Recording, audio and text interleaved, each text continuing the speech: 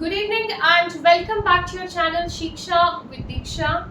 Today we are going to start with a new chapter, that is flow of heat. In our last chapter we talked about heat, a form of energy. Today we are going to start with कि उस heat को हम एक जगह से दूसरी जगह कैसे transfer करें. For that transfer we have three different ways: conduction, convection and radiation. Today we'll be starting with conduction. एक ऐसा वे जिसकी हेल्प से हम एक प्लेस से दूसरी प्लेस में, एक जगह से दूसरी जगह में हीट को ट्रांसफर करेंगे. कैसे करेंगे? दो चीजें हमें ध्यान में रखनी है for the process of conduction. The two objects should be in contact. जिस ऑब्जेक्ट से आपने या जिस जगह से आपने एक जगह से दूसरी जगह में हीट ट्रांसफर करना है तो वो दो ऑब्जेक्ट्स कंटैक्ट में होने चाहिए. मींस अगर ये दो ऑब्जेक्ट्स कंटैक्ट में नहीं है तो इसकी हीट इसमें ट्रांसफर नहीं होगी. So the one that the two objects should be in contact. The second one is that in दोनों का टेम्परेचर सेम नहीं होना चाहिए. अगर इन दोनों का टेम्परेचर सेम होगा तो हीट ट्रांसफर नहीं होगी. So when the two objects are in contact, conduction will take place and the temperature of the two objects is not the same. जैसा कि मैंने आपको अभी बताया, अगर temperature दोनों objects का same नहीं है, then conduction will take place. Now मैंने तो आपको बता दिया कि ऐसी दो चीजें होंगी तो conduction होगा. But वो होता क्या है conduction? Conduction एक ऐसा process है जिसमें heat एक molecule से दूसरे molecule में जाएगी. And yes, the molecules will not travel. ऐसा नहीं है कि वो एक molecule यहाँ है तो वो यहाँ से यहाँ जाएगा. No, molecule से एक molecule से heat दूसरे molecule में जाएगी. So heat travels from molecule to molecule, and the molecules do not travel at the second, and the heat will be transferred from the hot end towards the cold end. Now I have made a simple diagram over here. Let us understand this process of conduction with the help of this diagram. So this is a iron rod and I have attached three pins with this iron rod, and here is a candle which is providing the heat. Now this iron rod is having two ends. One end is this, other end is this. Candle को यहाँ रखने से पहले iron rod दोनों places में जो थी वो ठंडी थी, गर्म नहीं थी, हॉट नहीं थी. जैसे ही मैंने कैंडल को यहाँ प्लेस किया, इस आयरन रॉड के एक एंड को हीट मिलनी स्टार्ट होगी. जैसे ही उसको हीट मिलनी स्टार्ट होगी, उसकी मॉलिक्यूल्स जो यहाँ पे थे, iron rod is a matter solid, it is made up of molecules, हमने पहले भी बात की है. नाउ ये जो एंड है इसके मॉलिक्यूल्स ने हीट ले ली. हीट लेने के बाद वो मॉलिक्यूल्स एकदम से वाइब्रेट होने स्टार्ट हो गए. इट इज लाइक, अगर हम ऐसे बात करें कि आपके फादर ने आप पे गुस्सा किया, जब उन्होंने गुस्सा किया आपकी हीट बढ़ गई तो आपका होगा मुझे नहीं घर में रहना, मैं चला बाहर या मैं बाहर जा रही हूँ.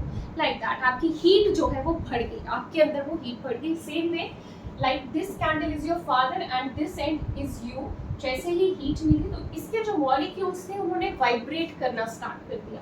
जब इन मॉलिक्यूल्स ने वाइब्रेट किया तो वो वाइब्रेशन जो यहाँ वाले मॉलिक्यूल्स थे, इस प्लेस वाले मॉलिक्यूल्स, वो वाइब्रेशन वहाँ ट्रांसफर हुई तो ये मॉलिक्यूल्स जो है वो वाइब्रेट हुए, उनको हीट मिला. सेम वे वो जो मॉलिक्यूल्स है उनको आगे आगे हीट मिलती जाती है and they start vibrating. Vibrating start हो गई, उनको हीट मिलनी स्टार्ट हो गई. तो पहले जो ये मैंने आयरन नेल इसके साथ अटैच किया था like with the help of wax, तो जैसे ही इसको हीट मिली ये आयरन नेल नीचे आ जाएगा. फिर जैसे ही वो मॉलिक्यूल्स, इन मॉलिक्यूल्स से हीट आगे वाले मॉलिक्यूल्स में गई, जैसे ही वो आगे वाले मॉलिक्यूल्स में हीट गई ये आयरन नेल नीचे गिरेगा, एंड जैसे ही वो आगे गई वो आयरन नेल नीचे गिरेगा. So we have two objects here. One is the iron rod, second are the nails. दोनों एक दूसरे के कांटेक्ट में है और दोनों का टेम्परेचर जो है वो डिफरेंट है. कैसे डिफरेंट है? पहले ये जो हमारी आयरन रॉड थी इसको हीट मिली, इसको टेम्परेचर मिलता गया और फिर वो हीट जो है वो इस आयरन रॉड से आयरन नेल्स में ट्रांसफर हुई, एंड जैसे ही वो हीट ट्रांसफर हुई वो गर्म हुए, वैक्स पिघली और वो आयरन नेल्स नीचे गिर गए. So the heat in the process of conduction, the heat travels from one molecule to the other molecule and from the hot end towards the cold end. जैसे हमने इस आयरन रॉड के बारे में बात की, पहले हॉट एंड ये बना, फिर यहाँ से हीट आगे आगे ट्रांसफर होती है। This is one thing. Next in this conduction we have to talk about two main things जो हमारे घर में, ऑफिसेज में, स्कूल्स में यूज होते हैं, the conductors and the insulators. अब ये कंडक्टर्स और इंसुलेटर्स क्या है? आप अपने रूम में आए, फॉर एग्जाम्पल मैं अभी अपने इस रूम में खड़ी हूँ, यहाँ पे मैं खड़ी हूँ, मैंने जैसे ही आई मैंने स्विच ऑन कर दिया, और स्विच ऑन किया तो लाइट्स ऑन हो गई, फैन ऑन हो गया, और आपका टीवी ऑन हो गया, किचन में आपका फ्रिज ऑन हो गया, वॉशरूम्स में आपके गीजर ऑन हो गए। तो वो कैसे हुआ? आपका स्विच जो है वो आपके बल्ब के साथ वायर से कनेक्टेड है। वो वायर जो है वो स्विच से इलेक्ट्रिसिटी लेके बल्ब तक लेके जा रही है। अब वायर कैसी रहती है? फॉर एग्जाम्पल मेरे हाथ में ये जो मार्कर है इसको हम समझ लेते हैं ये वायर है। अब इस वायर में क्या है? ये जो वायर है बाहर से आप देखेंगे वो wires yellow, red, green, black colour की रहती हैं। वो जो है वो प्लास्टिक है। उसके अंदर वायर है जो एक ब्रॉन्ज कलर की और you can say golden colour की एक वायर रहती है। सो ये जो बाहर है plastic, that is the insulator.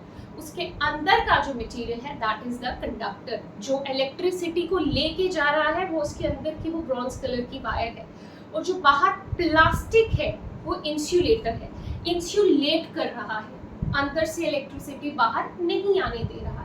आप इसको ऐसे अंडरस्टैंड कर सकते हैं, फॉर एग्जांपल कोई घर में ओपन वायरिंग है कहीं पे, तो अगर उसमें कोई छोटा सा कट रहता है तो आपके जो एल्डर्स हैं लाइक मदर्स, फादर्स और ग्रैंड पेरेंट्स, वो कहेंगे इस वायर को हाथ नहीं लगाना, ये कटी हुई है, इसके अंदर एक कट है।